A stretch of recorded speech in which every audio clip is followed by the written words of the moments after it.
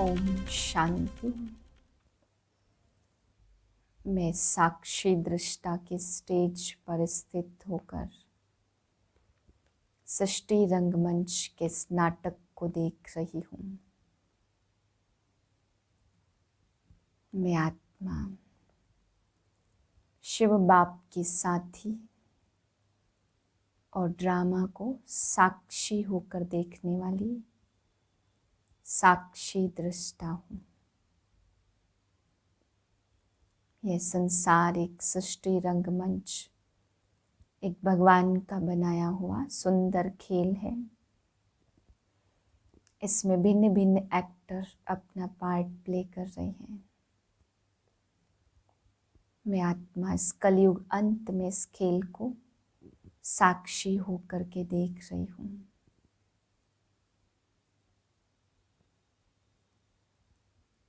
इसी अवस्था में आज के महावाक्य सुनते हैं। 8/9/2021 के महावाक्य हैं। आज बाबा हम बच्चों को समझाते कि बच्चे सबसे बड़ा और सबसे अच्छा दैवी गुण है अपने से ज्ञान में जो बड़े हैं, समझदार हैं, उनका रिगार्ड रखना। बाबा कहते बच्चे इसमें कभी भी अभिमान नहीं आना चाहिए, क्योंकि आज तुम अपने बड़ों का रिगार्ड रखेंगे तो उनका ज्ञान, उनके गुण आपके अंदर आएंगे और कल को आप श्रेष्ठ बनेंगे तो आपको भी सम्मान मिलेगा। इसलिए बाबा कहते हैं जरूर रिगार्ड रखना है। दूसरा, बाबा आज हम बच्चों को समझा रहे हैं कि बच्चे जब तुम ज्ञान में आते हो, ज्ञान को समझने लगते हो, तो भक्ति से बिल्कुल डाइवोर्स हो जाता है। जब पूरा ज्ञान का अनुभव हो जाए तो फिर भक्ति को डाइवोर्स देना होता है। तो बाबा कहते ऑटोमेटिक ही डाइवोर्स हो जाता है। फिर बाबा समझा रहे कि तुम पावन बनते हो। पावन नहीं थे तो पावन देवताओं को पूजते थे, लेकिन अभी बाप आकर के तुम्हें पावन बनाते हैं तो तुम पावन बनने का पुरुषार्थ कर रहे हो। फिर बाबा समझा रहे हैं कि इस समय बाप आकर के ज्ञान देते हैं, इस ज्ञान को और कोई दे न सके। बाबा कहते कितने भी बड़े गुरु हैं, कितने बड़े महात्मा हैं, अपने बड़े बड़े टाइटल रखवाते हैं, लेकिन वो आकर के ये ज्ञान दे न सके जो बाप आकर के देते हैं। बाबा समझाते हैं कि गुरु महात्मा श्री श्री 108 जगत गुरु का टाइटल अपने ऊपर रखवा सकते हैं, लेकिन अपने आप को कभी भी परमपिता ज्ञान का सागर वे नहीं कह सकते, क्योंकि बाबा कहते ये अथॉरिटी किसी के पास है ही नहीं। ज्ञान न दे सके तो ऐसे उनको कोई भी परमपिता कह नहीं सकता। फिर बाबा द्वारिका के लिए समझा रहे हैं कि श्री कृष्ण का जन्म कहते हैं द्वारिका में श्री कृष्ण का राज्य था। तो बाबा कहते हैं जब श्री कृष्ण का राज्य द्वारिका में दिखाया और फिर यहाँ जमुना का कंठा भी दिखाते, तो बाबा कहते हैं जरूर दिल्ली में राजधानी होगी ना, द्वारिका तो कैपिटल आज भी नहीं है। तो बाबा देखे कैपिटल जब दिल्ली है और जमुना का कंठा कहाँ, तो वहाँ तो बाबा कहते सागर है, यहाँ जमुना का कंठा तो दिल्ली में है। तो बाबा कहते जरूर दिल्ली ही बड़ी गद्दी बनेगी ना। फिर बाबा ने समझाया कि पिछाड़ी के समय तुम्हें सब साक्षात्कार होंगे, कौन क्या बनेगा, कौन कितने नंबर से पास हुआ, कौन कौन सी क्लास में गया। बाबा कहते एक एक चीज का तुम्हें साक्षात्कार हो जाएगा। फिर बाबा समझा रहे कि तुम बच्चे बाहर जाके कहते हो कि भगवान आया है, भगवान आया है, तो लोग तुम्हारी हंसी करते हैं, क्योंकि समझते भी तो कलयुग का अंत नहीं है, कलयुग अंत में भगवान आएगा। तो बाबा कहते कलयुग अंत भी क्यों कहते हैं, जब एक तरफ कहते कि द्वापर में श्री कृष्ण आए, द्वापर में आकर के विनाश हुआ, द्वापर में आके भगवान ने ज्ञान दिया, तो फिर कलयुग अंत भी क्यों कहते हैं। तो बाबा कहते बिल्कुल ही मुझे पड़े हैं, समझ में नहीं आता है कि भगवान आकर के कार्य कर रहे हैं। फिर बाबा समझा रहे कि भक्ति की चमक बहुत है, कहीं गीत है, कहीं नाच गाने। बाबा कहते बहुत ही रौनक है भक्ति में। ज्ञान में बाबा कहते बहुत साधारण चीज़ें हैं, लेकिन जब तुम्हें भगवान का अनुभव हो जाता तब तुम्हें ये रिकॉर्ड बजाने की भी दरकार नहीं है। बाबा कहते हैं यहाँ तो गुप्त रूप से बाप को याद करना है, आगे चलकर बाबा ये रिकॉर्ड भी शायद बंद कर देंगे। फिर बाबा समझा रहे कि अगर कम पढ़ेंगे तो प्रजा पद पाएंगे, बहुत नीचा पद प्राप्त होगा। इसलिए बाबा कहते हैं पढ़ना जरूर है। अगर ऊंचा पद कोई लेता है, कोई पुरुषार्थ करके अच्छा समझाता है, तो बाबा कहते अगर सेंटर पे कोई बैठे हैं समझाने वाले, और अगर भाई बहन किसी और की मांगनी करते हैं कि फलाना आकर के समझाए, वो अच्छा समझाते हैं, उनको बुलाओ, तो बाबा कहते ऐसे को बहुत रिगार्ड देना चाहिए। अगर उसकी समझानी अच्छी है, ज्ञान अच्छा है, तो तुम बच्चों को अभिमान नहीं आना चाहिए, बल्कि उसको बुला करके सभी आत्माओं को ज्ञान देना चाहिए और उसका जरूर सम्मान करना चाहिए। अगर सम्मान नहीं करेंगे तो बाबा कहते हैं फिर रिगार्ड का रिकॉर्ड खराब हो जाएगा। इसमें कभी भी ये नहीं आना चाहिए कि ये हमसे होशियार ज़्यादा क्यों है, बल्कि उनसे उन गुणों को सीखना है। फिर बाबा समझा रहे हैं कि नेपाल में अपनी रस्म रिवाज है, बलि चढ़ाते हैं। तो ऐसे ही वहाँ बाबा कहते हैं छोटे बच्चे से भी बंदूक से बलि चढ़ाते हैं, बकरे की बलि चढ़ाते हैं, दुर्गाष्टमी पे बलि चढ़ाते हैं। बाबा कहते हैं ये सब तो ज्ञान मार्ग में विकारों की एक झटके से बलि देनी होती, बाकी इसकी रस्म रिवाज सब ने अपनी अपनी की है। फिर बाबा समझा रहे तुम सर्वोत्तम ब्राह्मण कुलभूषण स्वदर्शन चक्रधारी हो। बाबा कहते बच्चे अगर सभा में ऐसी बातें बोलेंगे तो लोग कहेंगे कि विष्णु स्वदर्शन चक्रधारी थे, ये कहाँ से आए। इसलिए बाप सभा में ये बातें नहीं बोल सकते बाहर, ये तुम बच्चों को समझाने के लिए बातें हैं। फिर बाबा समझा रहे ये रुद्र यज्ञ भगवान ने आकर के रचा है। रुद्र यज्ञ में बाबा कहते ब्राह्मण भी चाहिए, इसलिए तुम थोड़े से ब्राह्मण इस यज्ञ को सफल करते हो। बाबा कहते कृष्ण ज्ञान यज्ञ नहीं कहा गया, बल्कि रुद्र ज्ञान यज्ञ कहा गया। इसलिए भगवान आकर के जो यज्ञ रचता है, तो ये एक न्यारी बात है, तुम थोड़े से लोग इस यज्ञ में आकर के इस यज्ञ को सफल करते हो। इसलिए बाबा कहते हैं ये दुनिया एक तरफ और तुम थोड़े से एक तरफ, तो ये बहुत निराली बातें हैं। फिर चिड़ियाओं के लिए बाबा ने समझाया कि भक्ति मार्ग में शास्त्र में लिखा कि चिड़ियाओं ने सागर हप कर लिया। बाबा कहते बच्चे चिड़ियाएं सागर कैसे पी जाएंगी, पानी का सागर। ये सब है दंत कथाएं, बाकी असली रूप में तुम सब चिड़ियाएं ज्ञान के सागर को पूरा धारण कर लेती हो। मीठे बच्चे अपने से बड़ों का रिगार्ड रखना, यह भी दैवी गुण है। जो होशियार अच्छा समझाने वाले हैं उनको फॉलो करना है। प्रश्न है सतयुग में कोई भी भक्ति की रस्म रिवाज नहीं होती है, क्यों? उत्तर है क्योंकि ज्ञान का सागर बाप ज्ञान देकर सदगति में भेज देते हैं। भक्ति का फल मिल जाता है। ज्ञान मिलने से भक्ति का जैसे डाइवोर्स हो जाता। जब है ही ज्ञान की प्रारब्ध का समय, तो भक्ति तप दान पुण्य करने की जरूरत ही क्या है। वहाँ यह कोई भी रस्म हो नहीं सकती। ओम शांति। पतित पावन शिव भगवानोवाच। अब बाप बैठ बच्चों को ज्ञान सुनाते हैं। बच्चों को समझाया गया है जब मैं यहाँ आता हूँ तो पतितों को पावन बनाने के लिए ज्ञान सुनाता हूँ, और कोई यह ज्ञान सिखला न सके। दिलवाड़ा मंदिर तुम्हारे सामने खड़ा है। ज्ञान सिर्फ तुम बच्चे ही सीखते हो, जो तुम अपने को ब्रह्मा कुमार कुमारियां समझते हो। जगत अम्बा भी यहाँ बैठी, प्रजापिता भी है, कुमारी कन्या और अधर कुमारी भी है। बाप राजयोग सिखला रहे हैं। ऊपर में राजाई के चित्र भी खड़े हैं।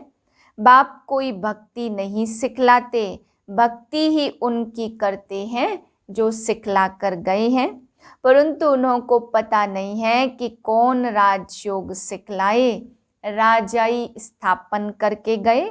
तुम बच्चे अभी जानते हो भक्ति अलग चीज है और ज्ञान अलग चीज है। ज्ञान सुनाने वाला है ही एक, और कोई ज्ञान सुना न सके। ज्ञान का सागर एक ही है, वही आकर ज्ञान से पतितों को पावन बनाते। और जो भी सत्संग है उनमें कोई भी ज्ञान सिखला नहीं सकते। भल अपने को श्री श्री 108 जगत गुरु भगवान भी कहते हैं, परंतु ऐसे कोई नहीं कहते मैं सबका परमपिता ज्ञान का सागर हूँ। उनको कोई परमपिता तो कहते ही नहीं है। यह तो जानते ही हैं कि परमपिता तो पतित पावन है। यह पॉइंट्स बुद्धि में अच्छी रीति रखनी है। मनुष्य कहते यह ब्रह्मा कुमारियां तो भक्ति को डाइवोर्स देती हैं, लेकिन जब ज्ञान मिलता तो भक्ति को डाइवोर्स देना ही है। ऐसे नहीं, जब भक्ति में जाते हैं तो उस समय मालूम पड़ता है कि हम ज्ञान को डाइवोर्स देते हैं। नहीं, वह तो ऑटोमेटिकली रावण राज्य में आ जाते। अभी तुमको समझ मिली है कि बाबा हमको राजयोग सिखला रहे हैं। राजयोग का ज्ञान है, इनको भक्ति नहीं कहेंगे। कलयुग के अंत में सब दुखी हैं, इसलिए इस पुरानी दुनिया को दुख धाम कहा जाता। इन बातों को अभी तुम समझते हो। बाप आया है भक्ति का फल अर्थात सद्गति देने। राजयोग सिखला रहे हैं। यह है पुरानी दुनिया जिसका विनाश होना है। हमको राजाई चाहिए नई दुनिया में। यह राजयोग का ज्ञान है।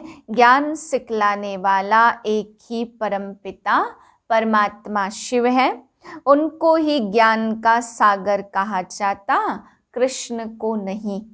कृष्ण की महिमा ही अलग है। जरूर आगे जन्म में ऐसा कर्तव्य किया है जो प्रिंस बना है। अभी तुम जानते हो हम राजयोग का ज्ञान लेकर नई दुनिया स्वर्ग में प्रिंस प्रिंसेज बनेंगे। स्वर्ग को सद्गति और नरक को दुर्गति कहा जाता। हम अपने लिए राज्य स्थापन कर रहे हैं। बाकी जो यह ज्ञान नहीं लेंगे, पावन नहीं बनेंगे, तो राजधानी में आ नहीं सकेंगे, क्योंकि सतयुग में बहुत थोड़े होंगे। कलयुग अंत में जो इतने अनेक मनुष्य हैं वह जरूर मुक्ति धाम में होंगे। गुम नहीं हो जाते, सब घर चले जाते हैं। अभी तो बच्चों को घर याद रहता कि अब 84 जन्मों का चक्र पूरा होता, नाटक पूरा होता। अनेक बार चक्र लगाया है। यह ब्राह्मण बच्चे तुम जानते हो, ब्राह्मण तो बनते जाते हैं। 16,108 की माला है। सतयुग में तो बहुत नहीं होंगे। सतयुग का मॉडल रूप भी दिखलाते हैं ना। बड़ी चीज का मॉडल छोटा होता है। जैसे सोने की द्वारिका दिखलाते, कहा जाता द्वारिका में कृष्ण का राज्य था। अब द्वारिका में कहेंगे व दिल्ली में कहेंगे। जमुना का कंठा तो यहाँ दिल्ली में है, वहाँ तो सागर है। यह तो बच्चे समझते हैं। जमुना का कंठा था कैपिटल, द्वारिका कैपिटल नहीं है, दिल्ली मशहूर है। जमुना नदी भी चाहिए, जमुना की महिमा है ना। परिस्तान दिल्ली को ही कहा जाता, बड़ी गद्दी दिल्ली ही होगी। अभी तो बच्चे समझते भक्ति मार्ग खलास होकर ज्ञान मार्ग होता है। यह दैवी राजधानी स्थापन हो रही है। बाप कहते आगे चलकर तुमको सब मालूम पड़ जाएगा। कौन कौन कितना पास होते हैं, स्कूल में भी मालूम पड़ता है। फलाने फलाने इतने नंबर से पास हुए हैं। अभी दूसरे क्लास में जाते हैं, पिछाड़ी के समय जाजती पता पड़ेगा। कौन कौन पास होते हैं जो फिर ट्रांसफर होंगे। क्लास तो बड़ा है ना, बेहद का क्लास है। सेंटर्स दिन प्रतिदिन बढ़ते जाएंगे। कोई आकर 7 रोज का कोर्स अच्छी रीति लेंगे। 1-2 रोज का कोर्स भी कम नहीं है। देखते हैं कलयुग का विनाश सामने खड़ा है। अब सतो प्रधान बनना है। बाप ने कहा है बुद्धि योग मेरे से लगाओ तो सतो प्रधान बन जाएंगे। पवित्र दुनिया में आएंगे, पार्ट तो जरूर बजाना ही है। जैसे ड्रामा में कल्प पहले पार्ट बज चुका है। भारतवासी ही राज्य करते थे, फिर वृद्धि को पाया है, झाड़ वृद्धि को पाता जाता। भारतवासी देवी देवता धर्म वाले हैं, परंतु पावन न होने के कारण उन पावन देवताओं को पूजते हैं। जैसे क्रिश्चियन लोग क्राइस्ट को पूजते। आदि सनातन देवी देवता धर्म है सतयुग में। सतयुग की स्थापना करने वाला है एक बाप। बरोबर सतयुग में इन देवताओं का राज्य था, तो जरूर एक जन्म पहले इन्होंने पुरुषार्थ किया होगा। जरूर वह संगम ही होगा, जबकि पुरानी दुनिया बदल नई दुनिया होती है। कलयुग बदल सतयुग आना है, तो कलयुग में पतित होंगे।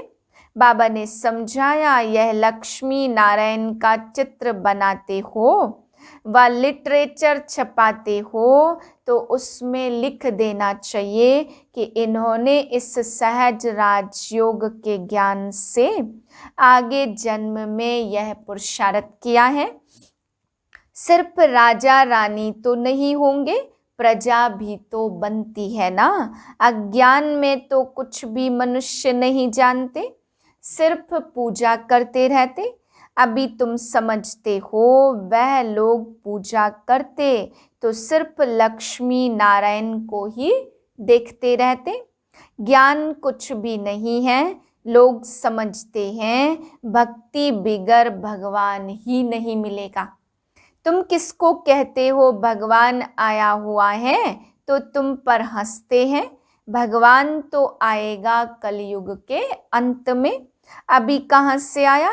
कलयुग की अंत भी क्यों कहते, यह भी समझते नहीं है। वह तो कृष्ण को द्वापर में ले गए। मनुष्यों को जो आता सो बोल देते हैं बिगर समझ के।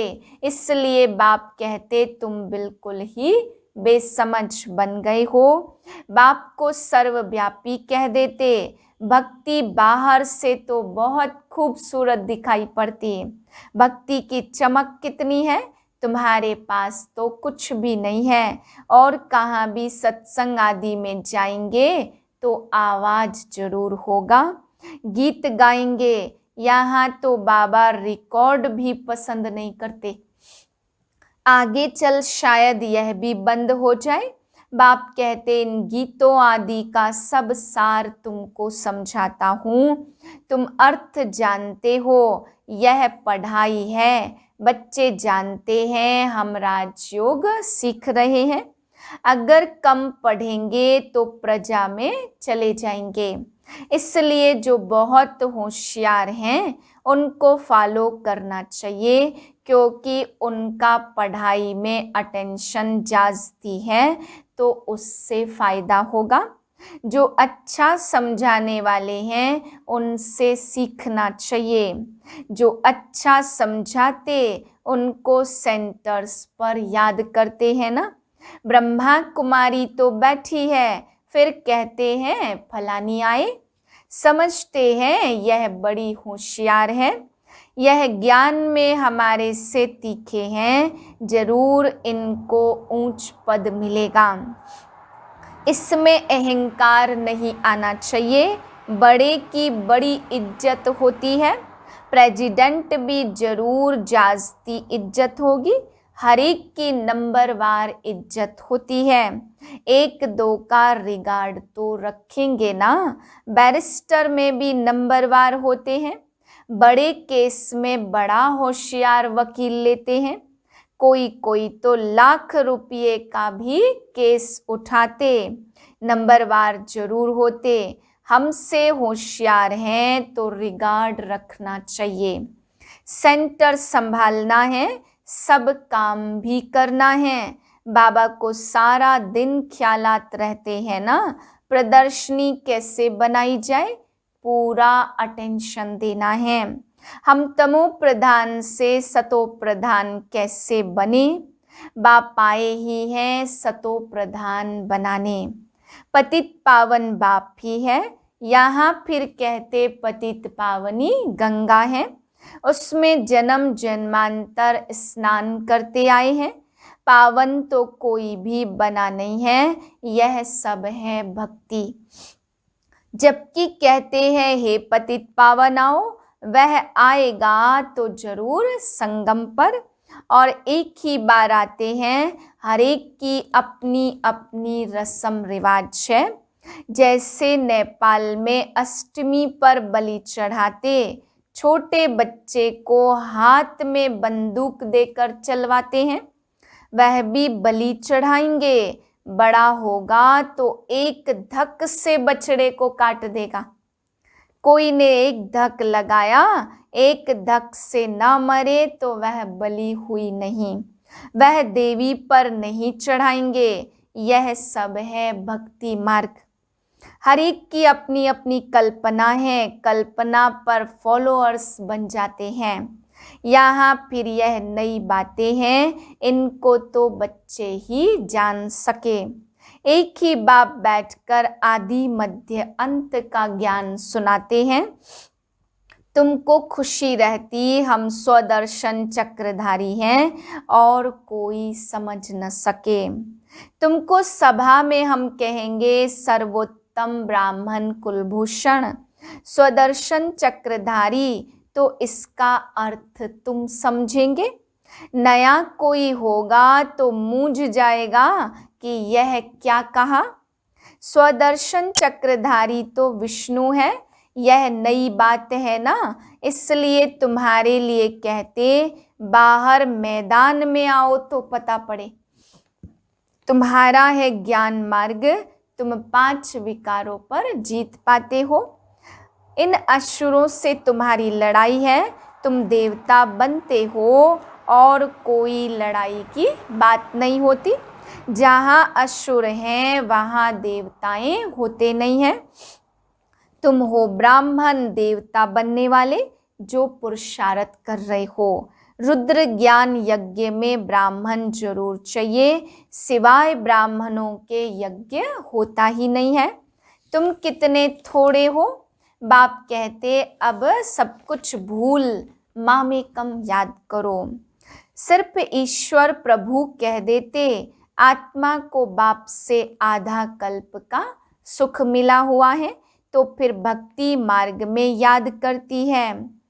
यहाँ 5000 वर्ष की बात है, वह लोग कह देते 50,000 साल पुरानी चीज है, परंतु 50,000 वर्ष की पुरानी चीज कोई हो नहीं सकती। ड्रामा है ही 5000 वर्ष का, मुख्य धर्म ही यह है। इन धर्म वालों के ही मकान आदि होंगे। पहले पहले तो सतो रजोगुनी थे, अभी तो और ही तमोगुनी बुद्धि वाले हैं। प्रदर्शनी में कितना समझाते, किसकी समझ में थोड़े आता।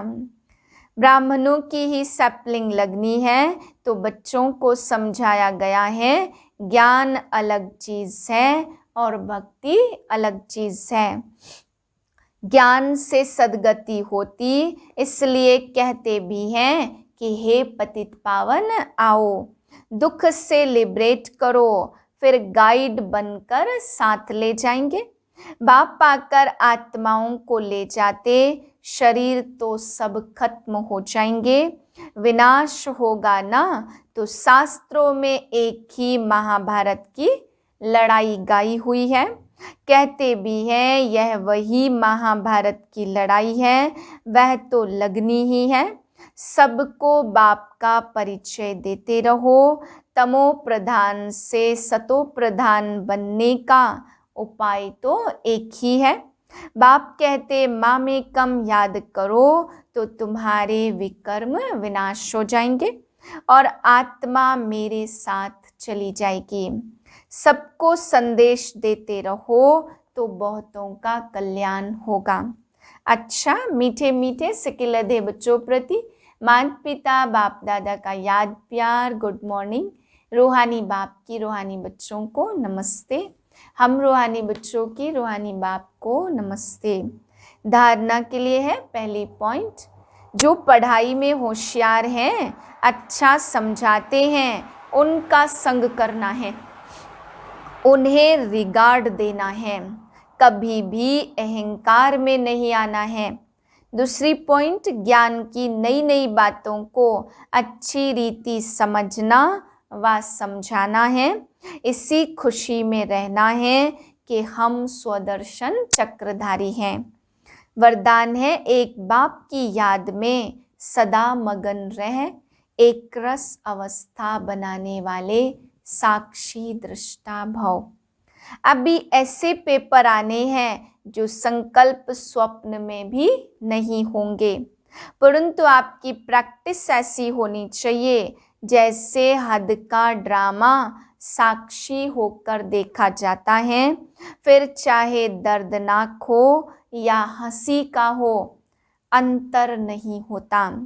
चाहे कोई रमणीक पाठ हो, चाहे स्नेही आत्मा का गंभीर पाठ हो, हर पाठ साक्षी दृष्टा होकर देखो।